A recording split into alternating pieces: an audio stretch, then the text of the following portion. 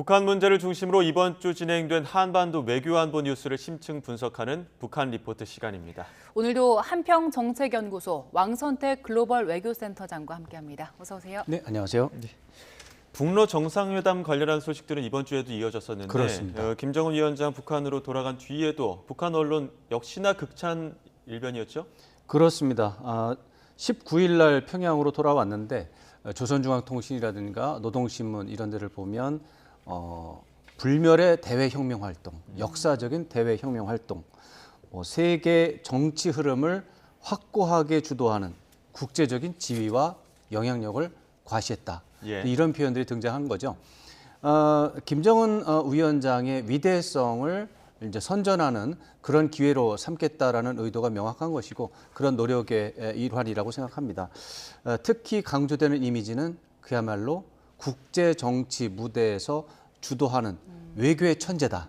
이런 이미지를 강조하는 그런 것으로 해석을 할 수가 있고요. 일반적으로 이제 김정은 위원장은 북한의 수령으로서 카리스마를 높이는 게 유리하다고 판단하고 있고 본인이 그것을 원하고 있는 것으로 제가 평가가 됩니다. 그래서 또 다른 표현을 하면 김정은 위원장의 카리스마를 더 증진하기 위해서 노력하고 있다 이렇게 볼 수 있습니다. 예. 김정은 위원장 귀국하고 곧바로 노동당 정치국 회의를 열었는데 여기서 어떤 얘기가 나왔습니까? 네, 다음 날 바로 정치국 예. 회의를 소집을 했습니다. 김정은 위원장의 워딩도 나왔습니다. 북러 관계를 활성화할 수 있도록 후속 조치를 적극적으로 실행하라라고 하는 지침을 내렸습니다. 그리고 다방면에서 그것도 이제 한러 관계나 북한과 러시아의 쌍무 관계를 다방면에서 아주 적극적으로 실행을 해서 마지막으로는 그 인민들의 복리에 증진해야 된다라는 결론이 나왔고 예. 그런 지침을 내렸습니다. 이런 것들을 보면 이제 언론 매체를 통해서 김정은 위원장의 위대성을 계속 고조시키면서 김정은 위원장은 거기에서 주도적으로 외부적인 활동과 내부적인 통제 이런 것들을 하는 모습을 보여준다 이런 식의 그림을 그리고 있고요. 강순남 국방상이 어떻게 보면 이제 김정은 위원장의 러시아 활동 보고를 이제 김정은 위원장이 한 게 아니라 강순남 국방상이 했는데 예. 거기에서 세계 정치 지형에 근본적인 변화가 일어났다. 이게 이제 다 김정은 위원장의 주도로 이루어진 것이다. 이런 맥락으로 이제 보고를 한 것이죠. 예. 북한이 바라보는 이게 세계 지형의 어떤 근본적인 변화라고 한다면 어떤 게 있을까요? 신냉전입니다. 이게 냉전이 종식된 것은 1991년이었죠. 그 전에는 이제 미국과 소련의 맞대결 구도였다가 이제 1991년에 미국이 혼자서 패권을 가지고 있는 미국 주도의 단극 질서가 그 이후 이어졌는데 예. 그게 끝났다라는 게 북한의 인식입니다. 김정은 위원장의 인식이고 그럼 끝났으면 뭐냐? 신냉전인데 다시 이제 냉전으로 돌아가는 건데 옛날의 냉전은 아니고 크게 보면 미국의 질서에 대항하는 국가의 그룹이 생겨서 별도의 세계권을 만든다 이런 개념이고 동북아 지역에서만 말하면 한국, 미국, 일본이 한 편이고 북한과 중국, 러시아가 또 다른 편이 돼서 대립한다. 이렇게 되면 군사적으로 대립하고 경제적으로는 교류도 없고 그렇게 따로 산다. 뭐 이런 개념인데 이것은 이제 김정은 위원장이 아마 지난해부터 이런 생각을 하는 것 같고 생각의 뿌리는 2018년 미중 전략 경쟁이 있습니다. 2018년 한 6월, 7월부터 미국이 중국을 견제하기 시작했거든요. 예. 그때 이후에 미중 전략 경쟁이라는 말이 나왔고 그게 이어지고 있는데 그 상황을 김정은 위원장은 신냉전이 왔다. 새로운 세상이다. 미국 주도의 단극 질서가 아니다. 그러면 미국에게 잘 보여서 뭔가 상황을 바꾸는 거는 안 맞는다. 미국과의 대화가 결정적인 게 아니라 이제 중국과 러시아와의 협력과 연대를 어떻게 효과적으로 하느냐. 이것에 북한에 살 길이 있다. 이런 식의 생각을 하는 거죠. 그런데 이런 생각은 현명한 생각 같지는 않습니다. 왜냐하면 지금 북중러 3국이 연합을 해줘야 예. 한미일을 비롯해서 유럽까지도 포함하는 서방 선진국 진영하고 어느 정도 맞설 수 있는데 중국이 참가를 안 하면 이제 북한과 러시아하고 벨라루스 정도만 하거든요.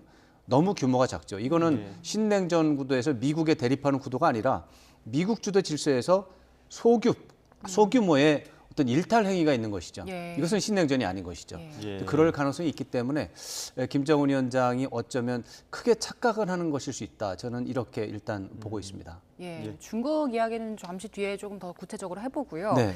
사실 북한과 러시아가 만나기 전부터 네. 무기 거래 그리고 러시아의 기술 지원이 굉장한 관심이었는데 그렇습니다. 러시아에서 나온 입장 보니까 이거는 뭐 좀 근거 없는 추측이다라고 주장을 네. 하더라고요. 명확하게 그런 입장을 며칠 사이에 표명을 했습니다. 러시아 외무차관도 표명을 했고 한국에 와 있는 러시아 대사, 쿨릭 대사도 그렇게 표현을 했는데 언론에서 나오는 무기 지원설 근거가 없다.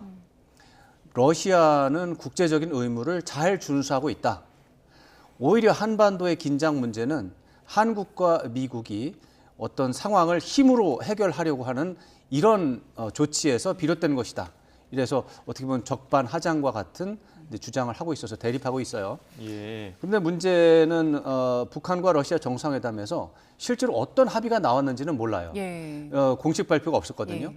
그리고 김정은 위원장이 러시아에 가서 뭐 무기도 엄청나게 살펴보고 했는데 그림은 나왔는데 이제 그 정확한 증거는 없는 것이고 무기 거래 자체도 증거가 있는지 없는지 지금 명확하지 않은 상황이다 이렇게 봐야 되겠습니다. 근데 이게 군사 협력의 어떤 움직임이 포착되기 때문에 그런 이야기가 나오는 건데 경제 협력에 대한 움직임도 좀 보이는 것 같습니다. 네. 나진 핫산 철도 연결이 다시 재개될 것이다 이런 이야기들이 나오고 있는데 여기에 대해서는 어떤 입장이십니까? 네, 아무래도 북러가 정상회담을 했고 새로운 발전 격상된 관계를 하겠다라고 양쪽 정상이 얘기를 했기 때문에 뭔가 교류가 활발해질 것이라고 예상할 수 있는데 크게 안보 분야와 경제 분야로 나눌 수가 있는 것이죠.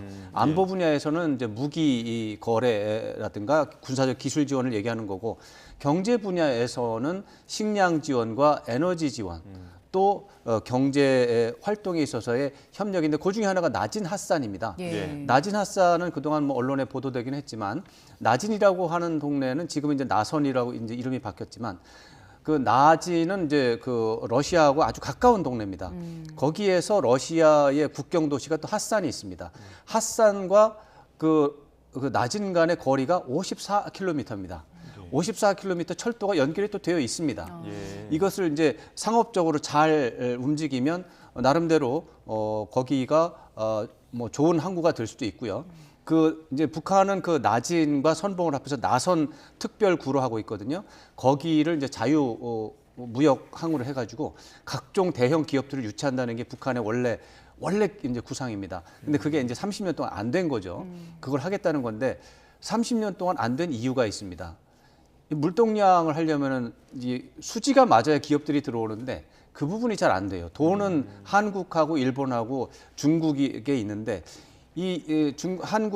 한국은 이제 정부 차원에서 들어갈 때도 있고 나올 때도 있는데 일반적인 기업의 이익으로 보면 이익이 잘 안 나는 거죠. 예. 그러니까 그렇게 된 가장 큰 이유 중에 하나는 대북 경제 제재라고 하는 이제 족쇄가 가장 큰 영향도 있고 북한이 자유무역항을 한다고 하지만 제도적인 그 어떻게 보면 규제가 너무 강한 부분도 있고 어째서 그런 문제가 아직 있기 때문에 나진과 핫산 경제협력은 말은 나오고 있는데 전망은 여전히 어둡다 이렇게 봐야 되겠습니다. 예, 북한과 러시아가 굉장히 가까워지고는 있지만 아직 우리랑 러시아의 소통 창구는 열려 있잖아요. 그렇습니다.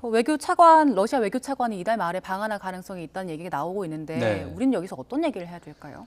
기본적으로는 러시아와 북한의 정상회담에서 북한에 대한 첨단 군사 기술을 지원할 것처럼 얘기를 했단 말이에요.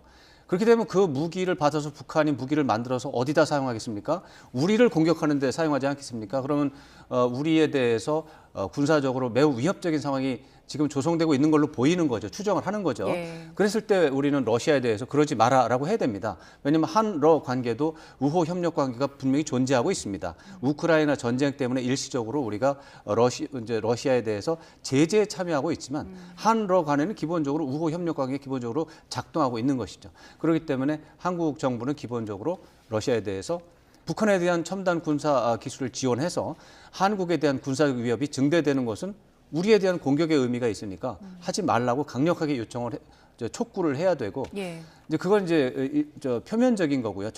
공식적인 거고요. 근데 한러 관계에서 또 보이지 않는 마쿠에서의 비공개 대화도 필요합니다.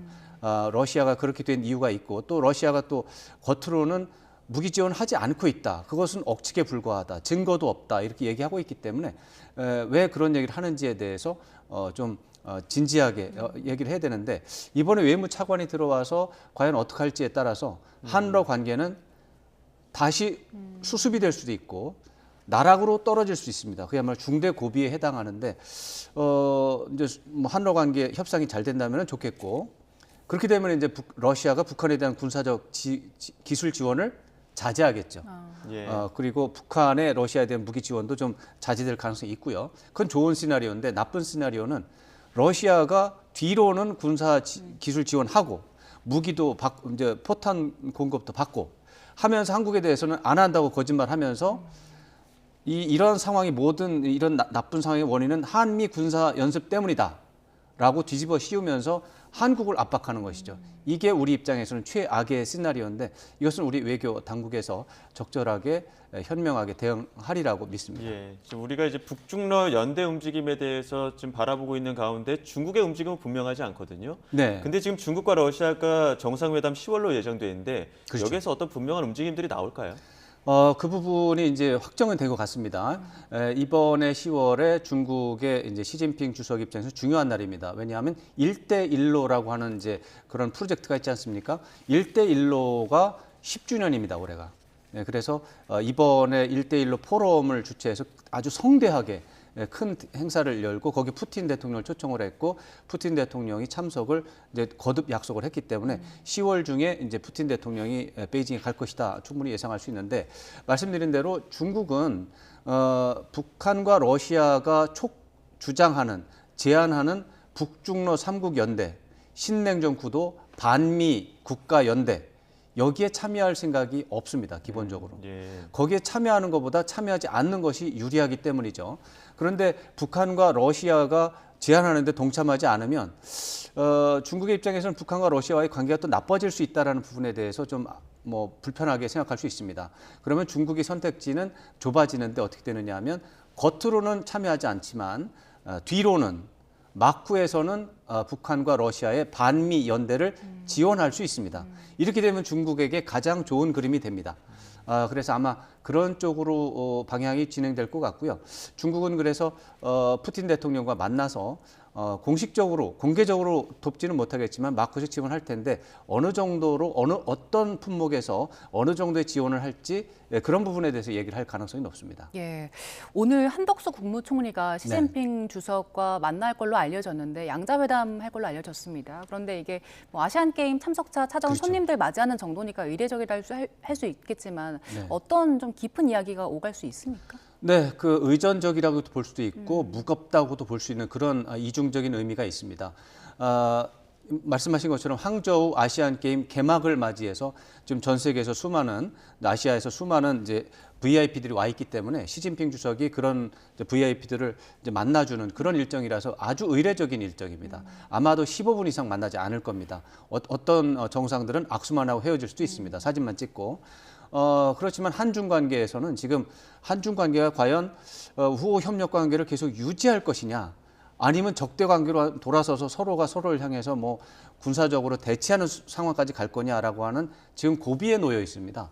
그런 상황 속에서 그런 상황으로 가지 않기 위해서 한국 정부가 이제 한중 정상회담도 성사시키고 또 한국 정부가 주도하는 한중일 3국 정상회담도 성사시키고 그렇게 되면 한중 관계 관리가 되고 그러면은 신냉전 구도로 인한 문제점이 발생하지 않으니까요. 그런 노력을 하고 있는데 그런 이제 요청을 여러 번 했는데 중국이 그동안 이제 떨떠름하게 계속 얘기를 한 거예요. 그랬다가 지난 아세안 계기로 윤석열 대통령이 순방을 했지 않습니까? 예. 그때에 중국 총리랑 우리 윤석열 대통령하고 회담을 하고 나서 분위기가 좋아졌습니다.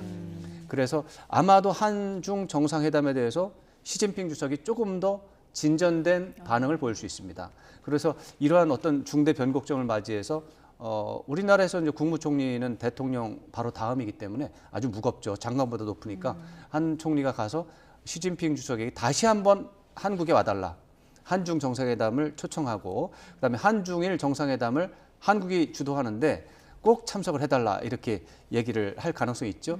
잔치에 온 한덕수 총리한테 안 가, 난 갈 생각 없어 이렇게 말하기는 어려울 수 있습니다. 예, 그런 차원에서 좀 기대가 됩니다. 예, 알겠습니다. 여기까지 듣도록 하겠습니다. 지금까지 한평정책연구소 왕선택 글로벌 외교센터장과 함께했습니다. 오늘 말씀 고맙습니다. 고맙습니다. 고맙습니다.